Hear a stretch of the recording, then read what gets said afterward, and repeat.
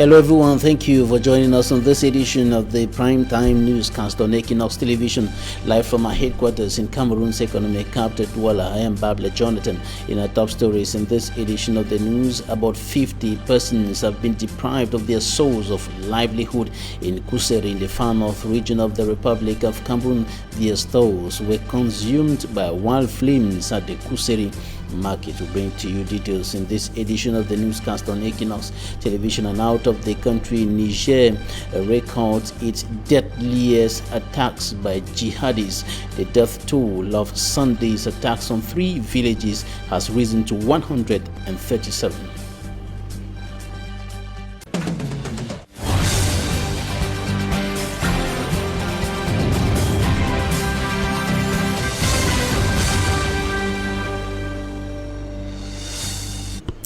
Wild flames have consumed several stores in the Kuseri market in the far north region of the Republic of Cameroon, and that fire incident has deprived close to 50 persons of their source of livelihoods. Manjik and Gabriel files in details.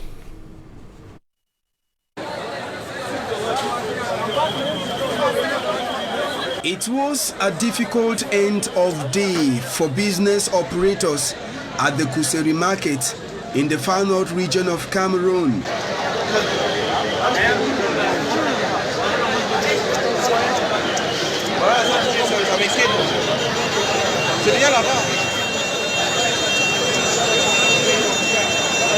An uninvited inferno took the market by surprise after business operators had closed for the day. Sources say the fire that began at 7 p.m. Monday was provoked by the forceful return of electricity in the town of Marwa.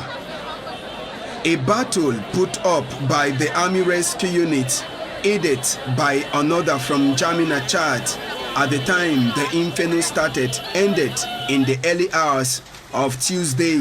The market, which is noted for the sale of a variety of items, was this morning completely grounded.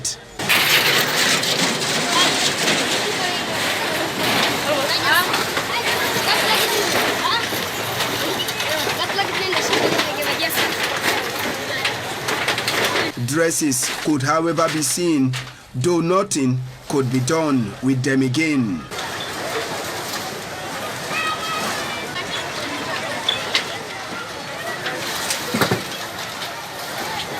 Other business operators and inhabitants were spotted either picking irons or folding zincs that were not touched by the fire. A total of about 80 stores have this far been confirmed destroyed by the inferno. It is the second time fire is visiting the Kuseri market. The last time was on March 22, 2017.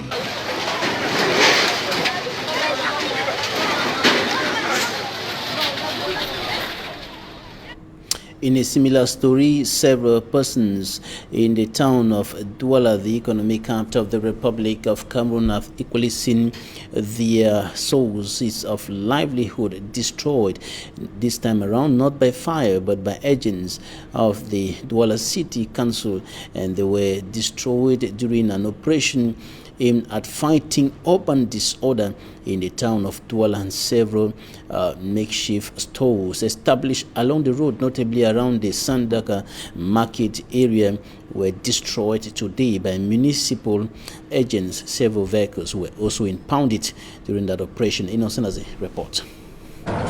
Douala must mature from the mere slogan "Clean City" to a practical reality, according to agents of the Douala City Council, who, in an operation to also enhance order around the Sandanga market, demolished several business kiosks along the road, which caused congestion.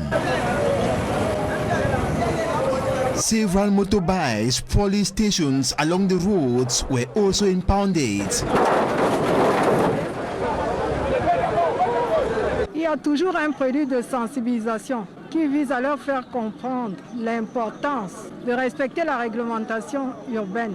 Traders who were selling along the road say they were not only taken unaware, but brutalized and their costly goods scattered all over. Mais ce matin, on a été brusqué, même pas une avertation, même pas une alerte. They should have at least alerted us of such an operation. We admit our wrong towards the regulations in place, reason why we have no option than go home with the losses. Bon, tant plus nul au-dessus de la loi.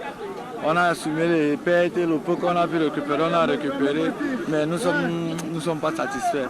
Nous sommes pas, c'était brut. Other traders hail the action, saying, if long-lasting, it will put total end to traffic jam and disorder, always registered here.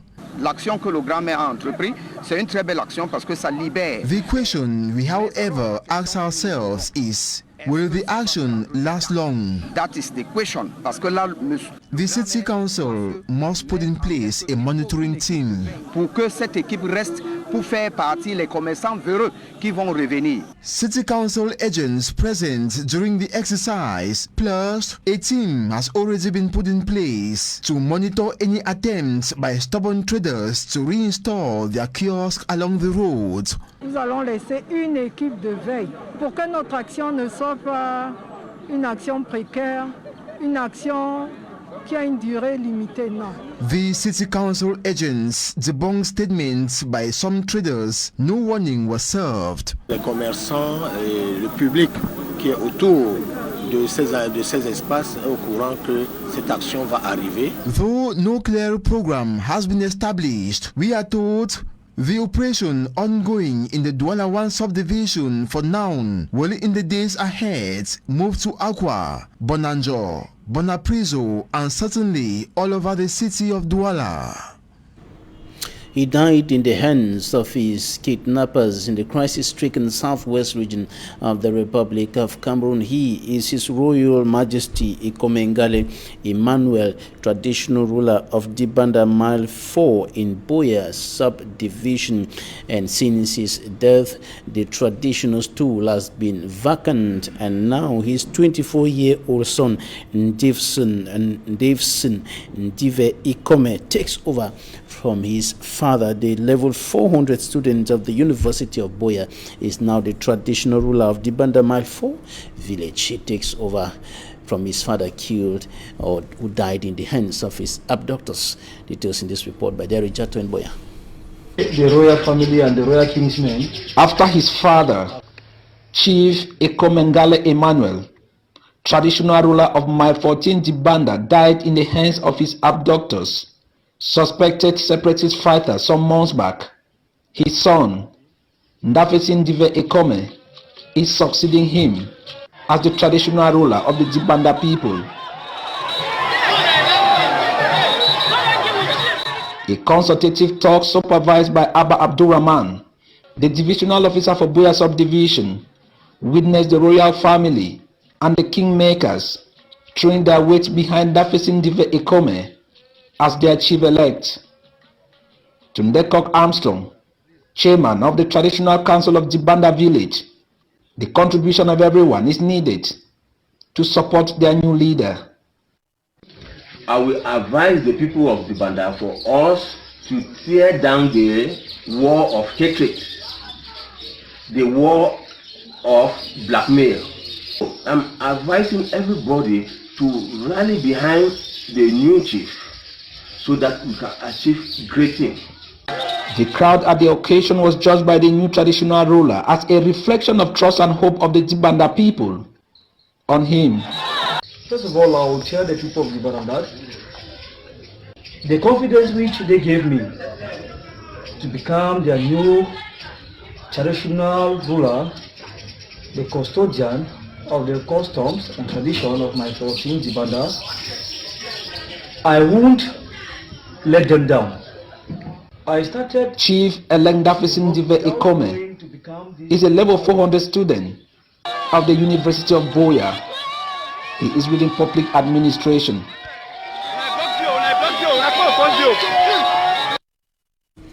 Ndame Island Village in Limbe, Fako Division, Southwest region of the Republic of Cameroon to be relocated. This is the priority of the new and pioneer chief of that island village in the southwest region of the country. His Majesty Oswald Njombo Ekomboni says that the island village can no longer contain its inhabitants, and there has been a steady increase in the inhabitants of that particular village.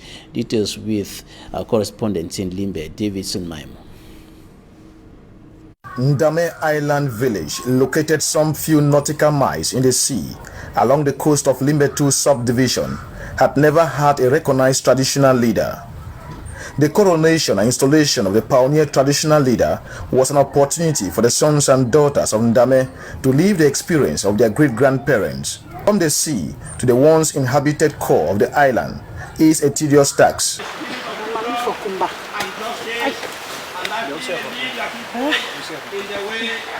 My papa for Ovia. I just be hearing about Ndame. This is my first time to come here. Terrible. Since they gave birth to me, it's my first time climbing this kind of thing. During that time, God were really taking care of them because the road is not easy. Just to enter the flying boat to reach here is a nightmare. Not to talk of after getting at the side of the water to climb where they were living, they tried. My first time of entering the flying boat, and not to talk of coming here.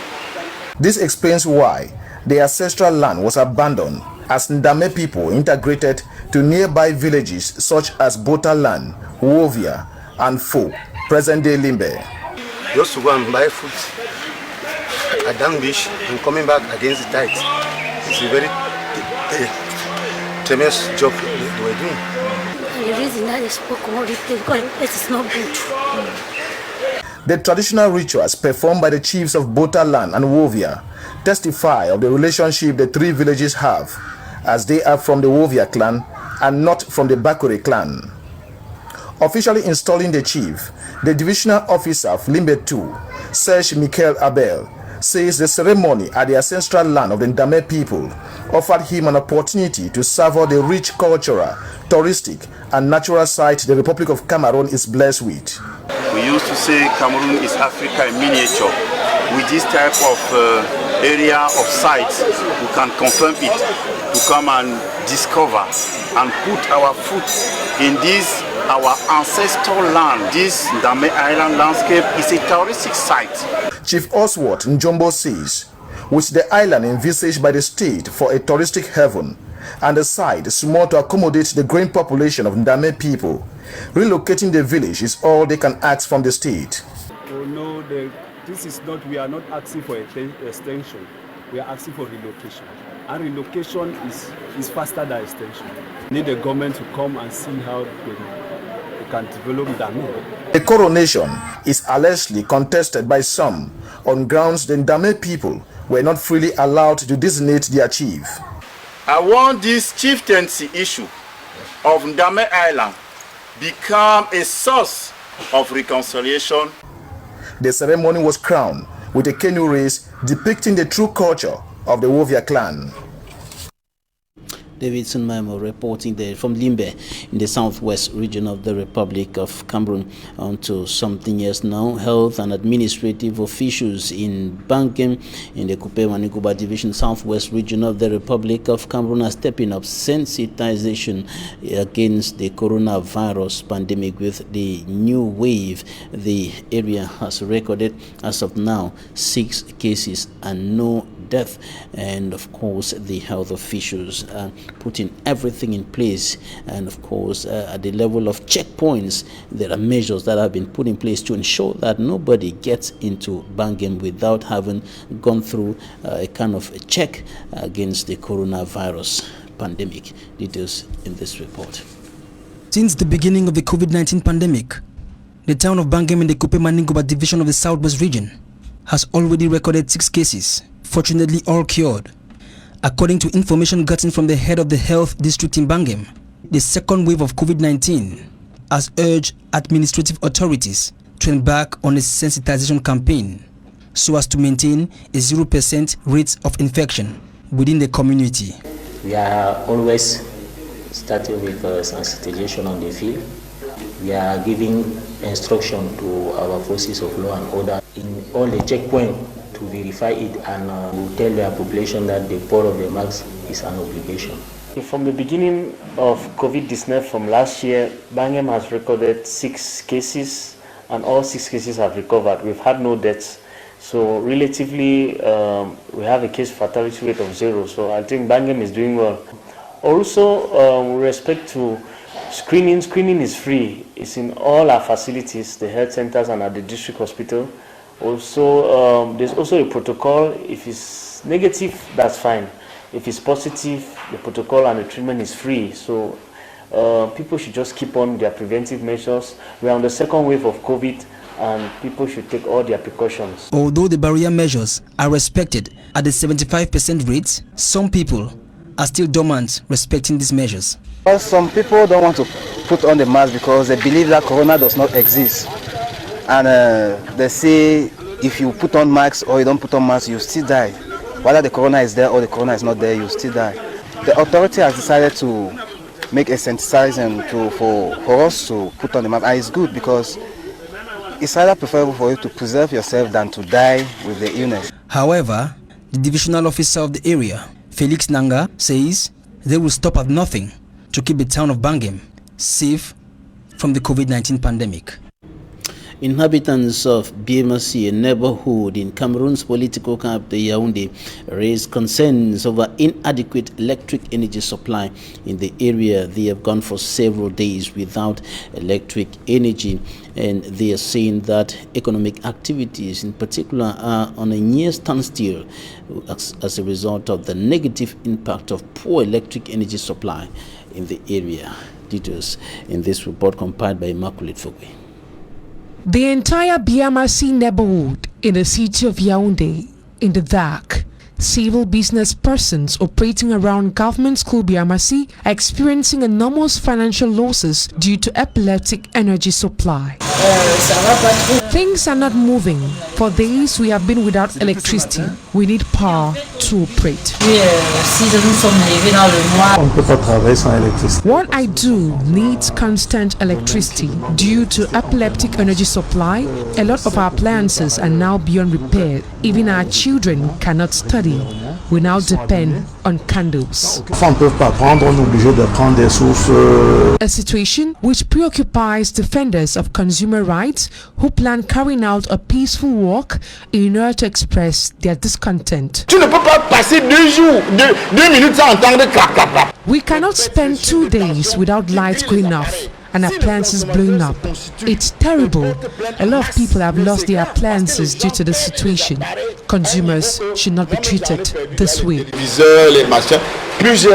According to an official of the company in charge of distributing electricity, rehabilitation works began on the 9th of March. Laurent Patrice Emessé adds that at the end of the project, the population will enjoy better services. 250 technicians are on the field carrying out work. At the end of the project, the population will enjoy the best services. Localities like Tinga Village, Kolbong, Etudi Abattoir, Emana and its environs will equally not be left out. While waiting for the return of electricity, inhabitants now rely on candles, bush lamps, solar bulbs and generators for electrification. Now in news out of the Republic of Cameroon, the death toll from coordinated raids on 3 villages in Niger by suspected jihadists last Sunday has risen to 137. The government said by systematically targeting civilians, these non-state armed groups are reaching a new level of horror and savagery. Earlier, a security source blamed militants of the Islamic State group IS for the attacks in Tahua region near Niger's border with Mali. It is the deadliest massacre in Niger by suspected militants. The West African nation is facing an upsurge in suspected jihadist violence, with an estimated 300 people dying this year in attacks last week. At least 58 people returning from market were killed in Tillaberi region in the southwest near the Mali border. Gunmen targeted the birds of the victims. Militants linked to IS and Al-Qaeda are active in the Sahel region, a semi-arid stretch of land just south of the Sahara Desert, which includes Mali, Chad, Niger, Burkina Faso, and Mauritania. The Boko Haram group is also active in Niger's border with Nigeria in the southeastern part. And that's it for this first segment of the news. Talking Point is up next.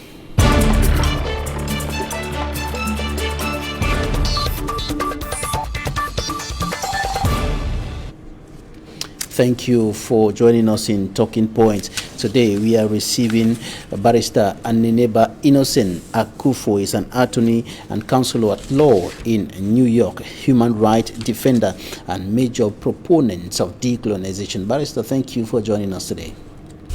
Always a pleasure, Mr. Babila.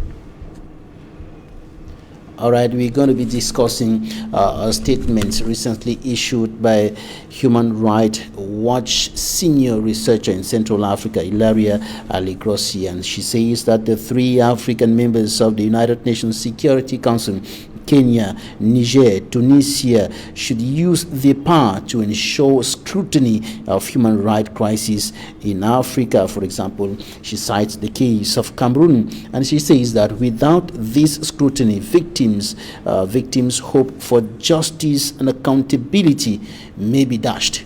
What's your take on the statement? Well, it was a pretty loaded statement, Mr. Babila. And again, thanks for your viewers on Equinox. I always love coming on your show and the entire Equinox clan. It was a pretty loaded statement, as I said, from the journalist from Human Rights. But this is the issue, Mr. Babila. When I listen to statements like this, I go back to the Bible. And I look at the story of Jacob and Laban, you know, how Jacob tended Laban's sheep in order to win the hand of Rachel in marriage. And after a couple of years of tending the sheep, you know, he slept with an illusion, because the night he was supposed to get the bride or to get the woman, you know, he was given Leah, which was not the taste. That was not the person that he vied for or he worked all his life for. So when I look at all this stuff, you know, that the journalist is writing about Africa and the A3's admission into the United Nations Security Council, I always go back to the premise. You know, I go back to the premise because there is something called the P5, which is the United States, the United Kingdom, France, you know, the former Soviet Union. It was the Soviet Union then, but now it's Russia, and of course China. And you have to understand that any of these people, whatever you aspire for, whatever you decide to do, either of these people they have a veto power. And once they say it is not going to happen, it's not going to happen.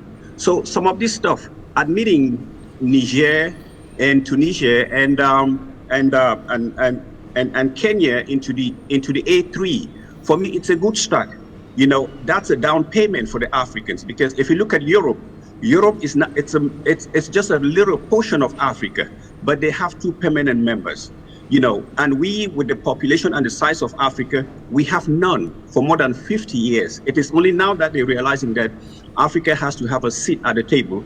Now they bring these 3 people, but they don't have the veto power that the P5 has. So because if you look at that particular statement you're talking about, you know, China and Russia, they've already told you that the issue in Tigray, it's an internal issue. It's not something that has to rise to the level of international diplomacy, something that you have to bring before the Security Council. And that's exactly the same thing they will tell you, that the issue in the Southern Cameroons and the Republic of Cameroon, it is something that's internal. But until you wave this thing up, you bring it up to the level of international conflict, then they will still give you the same thing, because if one member of the Security Council says this is what it is, and that's what's going to happen. So yes, we applaud what the Human Rights Watch journalists say, but still, we might not have the real solution in the end, because somebody has a veto power over the A3, and that's where we find ourselves. You know, when the African Union was created in 2001, we thought they would do something. This would be a new beginning.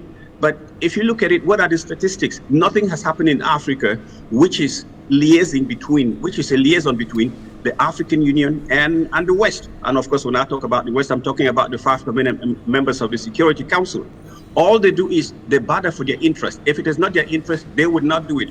And if you go against their interest, they would veto it. So in the end, this is just what I told you. It's Jacob and Laban. You tend the ship, in the end, they give you something that you did not want to.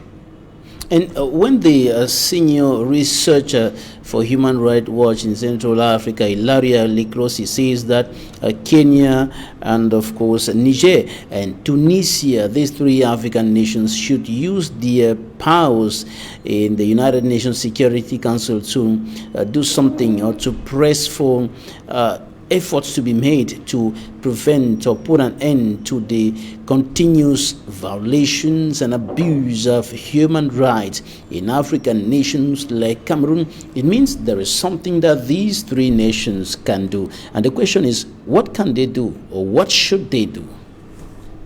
Well, the thing is, again, it just comes to tell you exactly what I told you before. The fact that we have a seat at the Security Council now, based on these 3 nations, these 3 African nations, it's a good start. That's what I said. It's a good start. This is like a down payment for your home that you want to buy. You know, it gives you access to the resources for you to be able to get to the Security Council. But again, if this thing goes contrary to the interest, whatever Kenya says, whatever Tunisia says, or whatever Niger says, let's say Niger says something that's against the CFA zone right there. Guess who is going to, veto it? It will be the Frenchman. So at some point, we do applaud all this. But again, in the end, I don't just want to be that prophet of doom, thinking that everything that, issues from these multilateral organizations is something that's doomed to fail. No, I have faith, and I have faith. The issue of Africans having solutions for Africans, that's where it's supposed to happen first. Because if we cannot find the solutions to our own internal and regional problems, you're bringing the West into it. Look, the pinch has been felt by us. The laws that we write in our constitutions and the laws that we write to coordinate our multilateral organizations, these are all things that are written by you people, the parliamentarians and all the ministers, whoever are the lawmakers in these individual countries. The West did not come to write it for you. So if you write it to favor the West, guess what? In the end, they have a say in what you're doing than what you yourselves been mandated by your people to do. So if the journalist is saying that, Kenya is there, they are there, but in the end, you ask yourself, it is, you see, like in the former Yugoslavia and Bosnia, this was a loose conglomerate of states that were, bundled together. And after the Cold War, they realized that they could not exist, they could not coexist. And that's what brought the Bosnian War. And in Sons of Empire, Mr. Jeffrey is telling you people that, when these things are being forced based on political and ideologies of a foreign power, in the end, it will still fail, because the masses will arise and they will agitate against all this. So no matter what Kenya does, no matter what all these 3 would do, Orden looked at it. When the Communist Manifesto came out, when Marx and Engels wrote it, it was sweet and dandy. Everybody thought this is the best thing that they've had, besides democracy. They visited the Soviet Union until when Orden lived there and realized that this is not what it's supposed to be. He said, let's clear from your heads this mass of impressive rubbish, rally and the stumbling spirits of the will till we construct at last a human justice. So whatever they're saying that Kenya would do for Africa, I bet you, Kenya is already loaded with its own problems, and they might not find a solution, especially for something that's in Cameroon, that we Cameroonians or you Cameroonians can sit down at the table and say, you know what, let's not listen to the West. Let's listen to our brothers on the other side of the Mongo. And this was a configuration that made you people look lesser to the other people. Let's sit as same people. Don't look at the West. Please sit there and discuss these issues, and you'll find a solution that the West will be an envy of. Ilaria Alegrossi highlights an issue of justice and accountability, and there are many victims of atrocities committed in the northwest and southwest regions of the country, as it is the case in many African countries where there are political and security crises, still hoping for justice after many years. We have the case of the Ngarbu massacre. The victims are still waiting for justice. And when we go far back into 2008 with the hunger strike, recently some civil society organizations were speaking here in Douala, and they said that there are many victims of that hunger strike who are still waiting for justice after many years. Now, when you look at all this as an attorney and counselor at law and human rights defender, what's your analysis of this issue of accountability and justice being denied victims, according to what Ilaria Alegrossi is saying and other civil society organizations? Yes, yes, Mr. Babila. Sometimes the quest for justice is just as elusive as the quest for the Holy Grail. You know, you may not find it. And again, as I always tell you, you might twist the scales of justice and they will ultimately balance, but it will balance at whose favor. That's what this is all about. So the Cameroon government might tell you that they found justice in Garbu, but at whose expense or at whose default, beneficial, judgment did that go to? So again, the quest for justice, it is something that's elusive.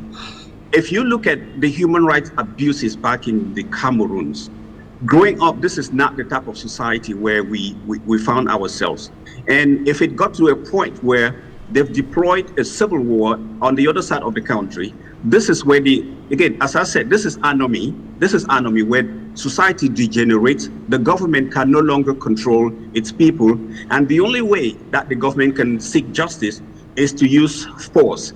And guess what? Force never actually succeeds, because you can cover it at a certain point, but in the end, it will dissolve and it will evaporate and it will blow you, the government, away. I'm not soliciting that this should happen in the Cameroons, but sit with your brother and sister. Look at the laws that you've written, because the laws in Cameroon, look at the penal code, the constitution itself, it's written to protect the interests of the West. I beg your pardon, you understand?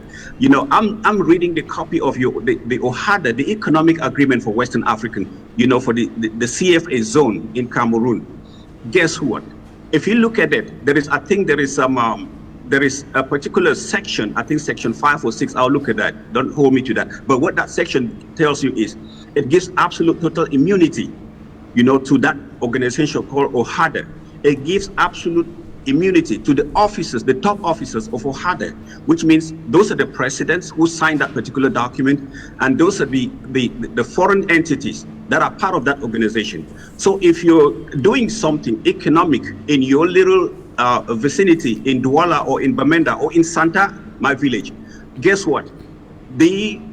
Somebody in France is controlling that. Somebody in Senegal is controlling that. So if you get those type of laws that are being written by foreigners imposed on you guys, then absolutely there will be no justice. So the journalist for human rights, he may actually deplore all the atrocities that are happening, but you have to understand that it is just human nature. If it gets to a point where you have to react, you have to react. Because if you attack me 1, 2, 3 times, guess what? The third time I'll have to respond. It might not be proportional, but I will have the right. It's a natural right for me to respond if you attack me. So it is not something that you have to go beg for that from somebody. And if you're doing that, it's because of the injustice that society has meted on you people. So again, as I said, I fully respect what the journalist is saying, but in terms of the laws that exist in our land, you cannot really find freedom in it, because I don't blame the West for that. I blame those who write those laws, because you don't write something to favor the West. There have been calls for targeted sanctions on some African leaders, some leaders in the countries where there are crises, for example, in Cameroon. Is it possible for Niger, Kenya, and the three African countries that are in the United Nations Security Council to press for this kind of measures to be taken by the superpowers in order to mount more pressure on the authorities in those countries, including Cameroon, to solve the crisis, to provide solutions to the crisis, to put an end to the human rights violations going on? Well, that is true. You know, at a certain point where this soft diplomacy works, yes, we can go through these countries because, again, as I said, if you have a seat, you better be in the tent than being out of the tent. As one politician here in the United States said, I might say it a little bit crudely, you better pee in the tent than you stand and pee outside, because, you know, everybody will feel the stench while you are in there in that particular tent. So it is good that we have these three African countries, but it is a decision too late. More than how many years when this United Nations was formed? Now we have three non-veto powers in the United Nations. Yes, it is good that they are there. They may table certain things, but about the issue of targeted sanctions about, you know, on these corrupt officials, not just in Cameroon, but in other African countries. I mean, those sanctions never actually work because, you know, they always find a way around it. If you tell them, you know, they would always find a way around it. And the only thing is they may not travel. They may not travel. But again, guess what? They hold all the papers. They can travel under different identities. And they've done that in the past. So some of this stuff that the journalist is saying, it is something that we can bring it in front of the Security Council. So our P3 or our A3, that is good. Bring it before the P5. If you keep insisting, at some point they would listen to you, because the killings and the atrocities back in the Cameroons is just so much. They've laid waste our fellow classes, and these are things that we cannot just sit beside and just look. You know, you have to somehow, you know, speak up against it. And I'm praying that Cameroonians of sane thinking should get up and tell their government that this is what's going wrong. You know, we cannot just maintain the status quo and think that we're looking for tomorrow, because today's today is not what we want for tomorrow. The configuration is totally wrong. Because if you look at the parliament that I just saw sit the other day, I mean, age is not an issue because our current president in the United States is almost 80, you know, but there is a little bit of sanity in what he does. But if you bring people who are just, you know, they're out of work, you know, what laws can they even, if somebody cannot even read something that has been prepared in front of him, then how can that body articulate the laws that's been written in the country, and how can that person even think about the future? You understand? So at some point, we ourselves have to tell some of this of our representatives that please just step down and let somebody else, you know, take over and move the country to a better perspective.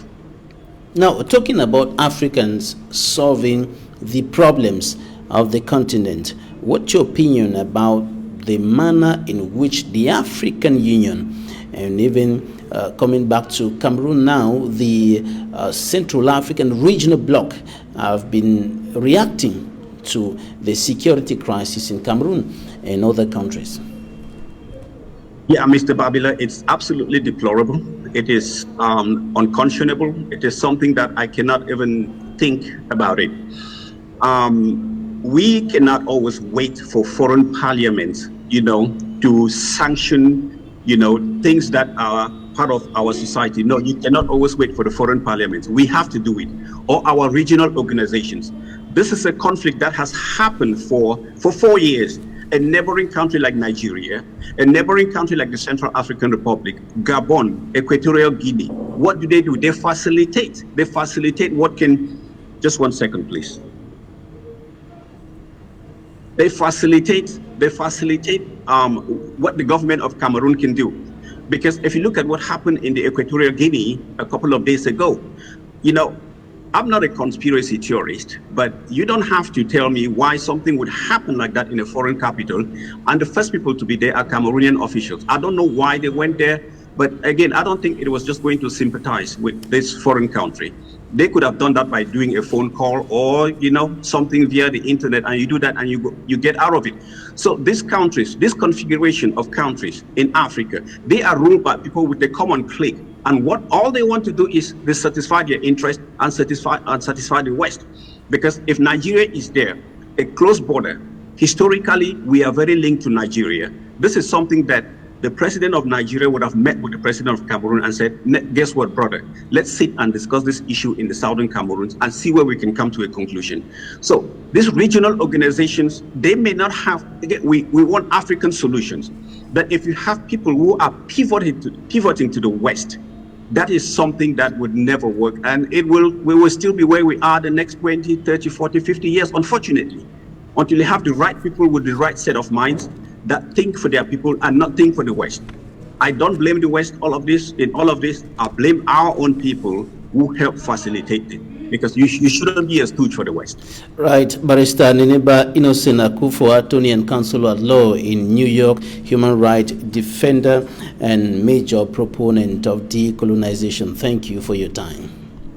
Absolutely, Mr. Babila, always a pleasure. And thank you so much for Equinox. Thanks, ladies and gentlemen, for staying with us. Equinox is up next.